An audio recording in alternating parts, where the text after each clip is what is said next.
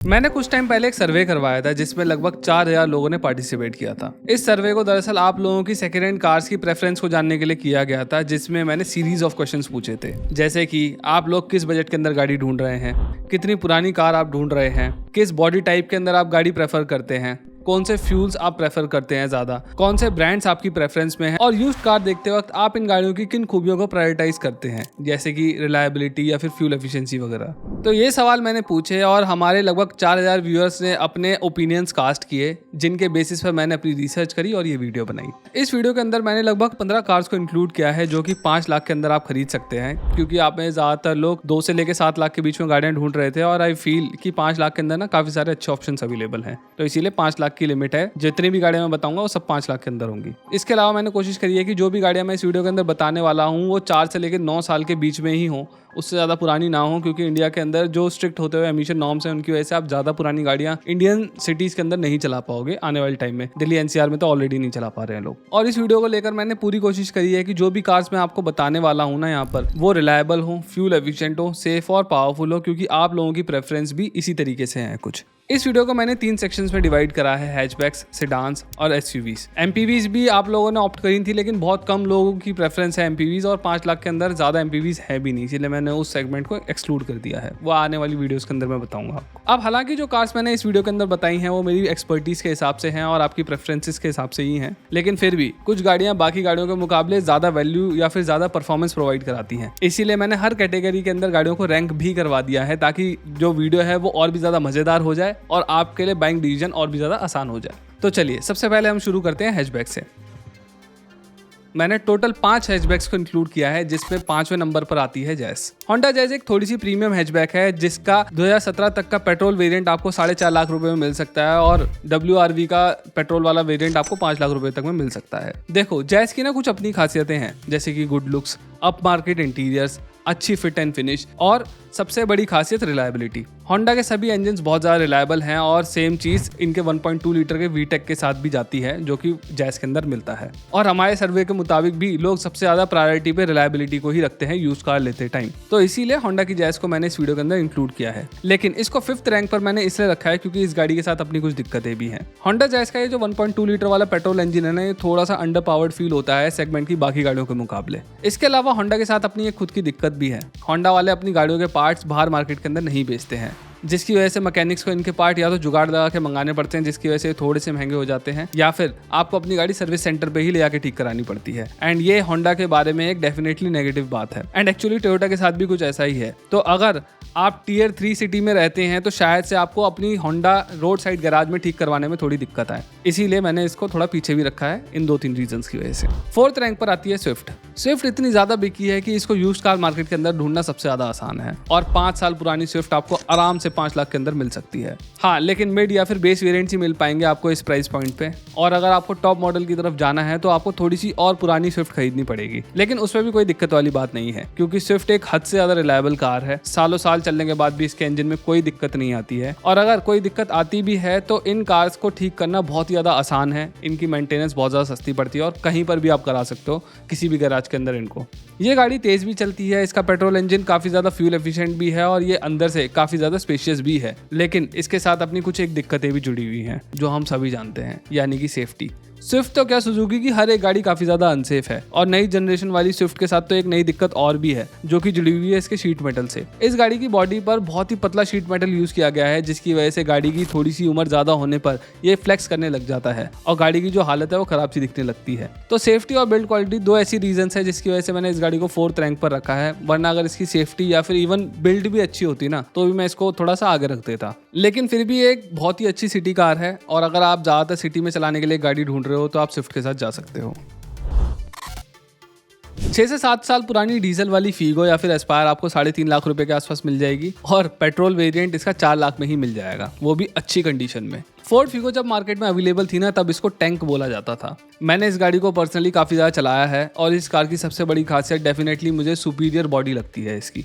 इस गाड़ी का हर एक बॉडी पैनल बहुत ही ज़्यादा हैवी है। आप जहाँ भी अभी टच करोगे, जो भी चीज़ फील करने की कोशिश करोगे ना एक्सटीरियर पार्ट्स में, आपको बहुत ही ज़्यादा हैवी फील होगी। मतलब आज की जो टाटा की कार्स है ना, ऑलमोस्ट वैसी ही है इसकी quality with better fit and finish. Solid build quality के साथ साथ जो 1.2 लीटर के पेट्रोल और 1.5 लीटर के डीजल इंजन ऑप्शन इस गाड़ी के अंदर मिलते थे ना, वो भी काफ़ी ज़्यादा दमदार थे। स्पेशली अगर मैं 1.5 लीटर वाले डीजल इंजन की बात करूँ तो वो काफ़ी ज़्यादा पावरफुल और बहुत ही ज़्यादा टॉर्की इंजन था। मतलब अगर आप इतनी छोटी गाड़ी की बात करो तो मेरे ख्याल में आज की डेट में कोई भी ऐसा इंजन नहीं है जो इतना ज़्यादा टॉर्क निकाल के देता हो इस प्राइस पॉइंट की या फिर इस साइज की गाड़ी में। तो इसीलिए ये गाड़ी पहाड़ों के लिए बहुत ही ज़्यादा अच्छी थी अपने कमाल के टॉर्क की वजह से। इसका पेट्रोल वाला इंजन भी काफ़ी ठीक ठाक इंप्रेसिव था, लेकिन 1.5 लीटर वाली डीजल इंजन जितना नहीं था। दूसरी बात, इसका जो पेट्रोल इंजन था ना, उसकी माइलेज भी बहुत ज़्यादा बेकार थी। इसीलिए अगर आप एक फ्यूल एफिशिएंट गाड़ी ढूंढ रहे हैं, यानी अगर आप हमारे सर्वे के हिसाब से सेकंड मोस्ट पीपल में शामिल हैं, तो आप इसके पेट्रोल वेरिएंट से दूर रहिए। बाकी इस गाड़ी को थर्ड रैंक पे रखने का मेरा बस एक ही रीजन था, और वो ये कि फोर्ड इंडिया से चली गई है। बड़े शहरों के अंदर तो इन गाड़ियों के पार्ट आराम से मिल जाते हैं और फोर्ड भी अभी अपने सर्विस सेंटर्स पे पार्ट्स अवेलेबल करा रही है, लेकिन टियर 3 की जो सिटीज है ना, वहाँ पर फोर्ड लेना उतना ज़्यादा समझदारी वाला फैसला नहीं होगा, क्योंकि आपको हर चीज़ के लिए बहुत दूर जाना पड़ेगा इसको मेंटेन करने के लिए गाड़ी को। सेकंड पर मैंने डाला है टोयोटा की इटियोस को। सिर्फ 5 साल पुरानी इटियोस लीवा आपको 4.5 लाख रुपए में मिल जाएगी, और इसका सेडान वर्जन यानी कि इटियोस 5 लाख रुपए में। टोयोटा इटियोस को इस लिस्ट में मैंने इसके इंटीरियर स्पेस, इसकी कंफर्टेबल राइड क्वालिटी, इसकी 4 स्टार रेटिंग और सबसे जरूरी एस्पेक्ट इसकी रिलायबिलिटी की वजह से रखा है।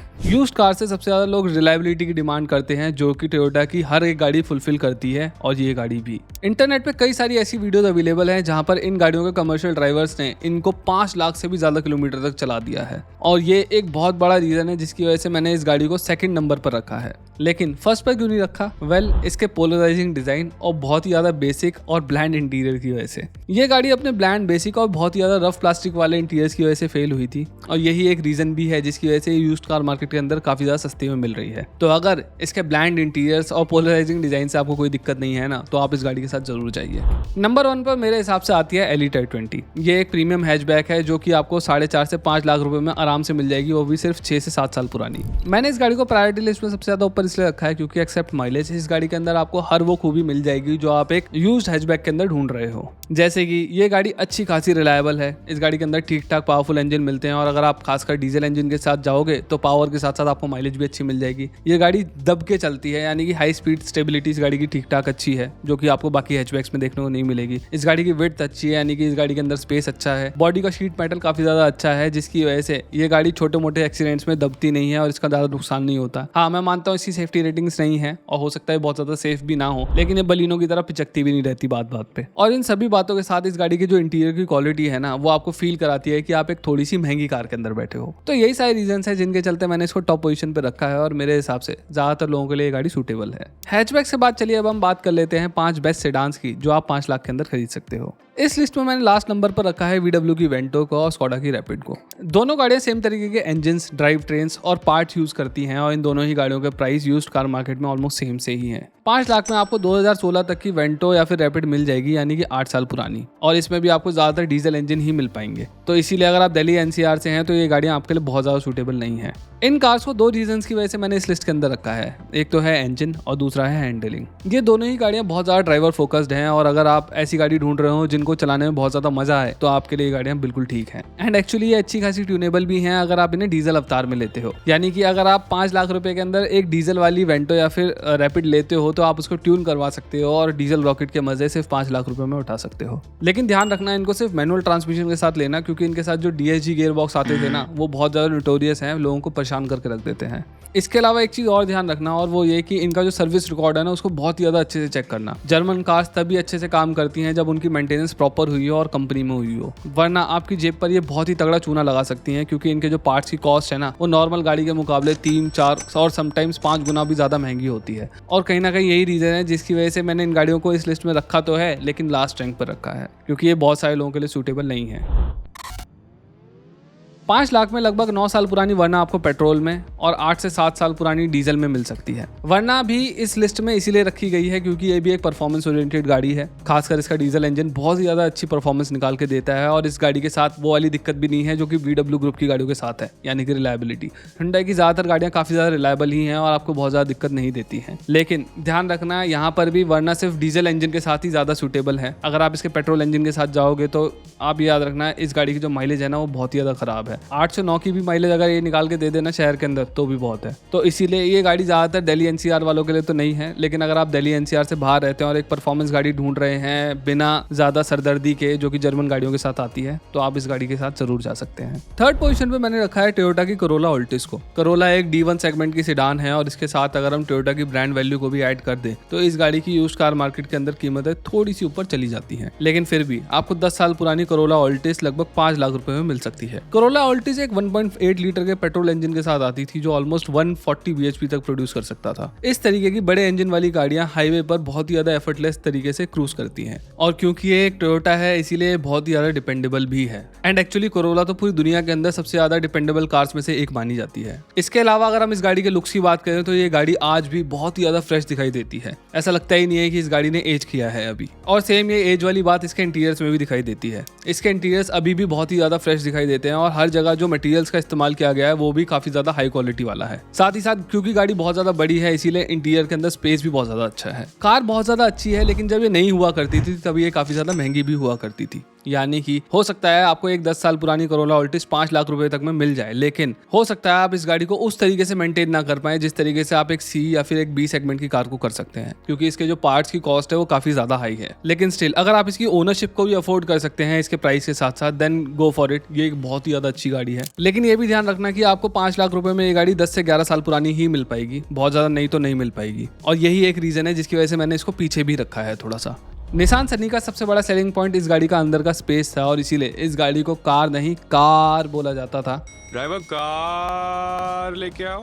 ये गाड़ी मेजरली रेयर सीटिंग पैसेंजर्स को ध्यान में रखते हुए बनाई गई थी और इसका जो बूट था ना वो भी बहुत ज्यादा बड़ा था। लेकिन अगर हम इसका इंटीरियर की क्वालिटी या फिर ओवरऑल लेआउट की बात करें ना तो वो उतना ज्यादा इंप्रेसिव नहीं था जितना सी सेगमेंट में आने वाली बाकी गाड़ियों का हुआ करता था, लेकिन फिर भी आप काम चला लोगे। सिमिलरली इसका 1.5 लीटर का डीजल इंजन या फिर इसका 1.5 लीटर वाला पेट्रोल इंजन दोनों ही बहुत ज्यादा पावरफुल फील नहीं होते थे। इनको थोड़ा सा फ्यूल एफिशिएंट बनाने की कोशिश करी गई थी, लेकिन फिर भी आप काम चला लोगे। और मैं ऐसा इसलिए बोल रहा हूँ कि आप काम चला लोगे क्योंकि जिस प्राइस पॉइंट पे ये गाड़ी आपको यूज्ड कार मार्केट में मिल रही है ना उतने में आपको कोई भी सी सेगमेंट गाड़ी नहीं मिलेगी। इवन बी सेगमेंट की गाड़ी अभी नहीं मिल पाती कभी कभार। आपको 2018 तक की निसान सनी डीजल सिर्फ 5 लाख रुपए में मिल सकती है और इतने में ही 2017 तक का पेट्रोल वर्जन भी मिल जाएगा इसका। और अगर आप थोड़ी और पुरानी सनी की तरफ जाओगे यानी कि 8 से 9 साल पुरानी गाड़ी की तरफ, तो आपको ये गाड़ी सिर्फ 3 लाख रुपए में भी मिल सकती है। यानी आप एक बड़ी सी सेगमेंट वाली सेडान एक छोटी यूज्ड कार के प्राइस पे ओन कर सकते हो। नंबर 1 पर मैंने रखा है सिटी को। आपको 2015 या फिर 16 तक की होंडा सिटी भी 5 लाख रुपए में मिल सकती है पेट्रोल वेरिएंट के साथ। हाँ, इतने में आपको 8 से 9 साल पुरानी होंडा सिटी ही मिल पाएगी, लेकिन फिर भी ये गाड़ी उतनी ज्यादा उम्र फील नहीं करवाती है जितनी ये पुरानी है। सिटी के इंटीरियर की क्वालिटी बहुत ही ज्यादा अच्छी है। इसके ऑटोमेटिक एसी के कंट्रोल टच बेस्ड है जैसे कि नई गाड़ियों के अंदर आते हैं, और अगर आप इसका इंफोटेनमेंट बदलवा लो ना तो ये आपको पूरी की पूरी नई गाड़ी वाली वाइब दे सकती है। मॉडर्न फील के अलावा इस गाड़ी के अंदर स्पेस की भी कोई कमी नहीं है। गाड़ी का कंफर्ट भी एक नंबर है, लेकिन इस गाड़ी को मैंने टॉप पोजीशन पर रखा है 2 रीजंस की वजह से। एक तो इसके पेट्रोल इंजन की पावर की वजह से और इसकी रिलायबिलिटी की वजह से। इसका 118 bhp का वीटेक इंजन अपनी स्पेसिफिकेशन के मुकाबले भी काफी ज्यादा पावरफुल फील होता है। इस गाड़ी में वीटेक टेक्नोलॉजी होने की वजह से जैसे ही आप इस गाड़ी को 4000 आरपीएम के ऊपर ले जाते हो, इस गाड़ी की पावर अनलीश हो जाती है और आपको एक बढ़िया झटका लगता है और मजा आता है गाड़ी को चलाने में। और सबसे अच्छी बात यह है कि पावर के साथ साथ ये गाड़ी आपको रिलायबिलिटी भी ऑफर करती है, जो कि कई सारी गाड़ियों में आपको देखने को नहीं मिलेगा इंडिया में मिलने वाली। 8 से 9 साल पुरानी होने के बावजूद भी होंडा सिटी आपको किसी भी तरीके की दिक्कत नहीं देगी। मेरे को भी नहीं दी है इस गाड़ी ने। हाँ, पर ऑब्वियसली गाड़ी लेते टाइम इसकी सर्विस हिस्ट्री जरूर चेक कर लेना, वरना कोई भी गाड़ी दिक्कत देगी अगर आप उसकी सर्विस हिस्ट्री चेक नहीं करोगे तो। यूज्ड कार मार्केट में बहुत सारी सफारी स्टॉर्म्स अवेलेबल हैं और 8 से 9 साल पुरानी सफारी आपको 5 लाख रुपए तक में आराम से मिल जाएगी। देखो, मैं जानता हूँ कि टाटा की ज़्यादातर गाड़ियाँ हमेशा ही प्लेग्ड रही हैं रिलायबिलिटी इश्यूज से, और सफारी को तो सफ़ेद हाथी बोला जाता था। लेकिन सफारी स्टॉर्म के अंदर टाटा ने काफ़ी सारे सुधार करे थे और इसके जो रिलायबिलिटी इश्यूज थे ना वो ड्रास्टिकली कम हो गए थे। इवन अगर आप इसको आज की सफारी से भी कंपेयर करो ना तो ये आपको उसके मुकाबले कम परेशान करेगी, क्योंकि इसके अंदर जो इलेक्ट्रॉनिक्स है ना वो बहुत कम है आज के मुकाबले।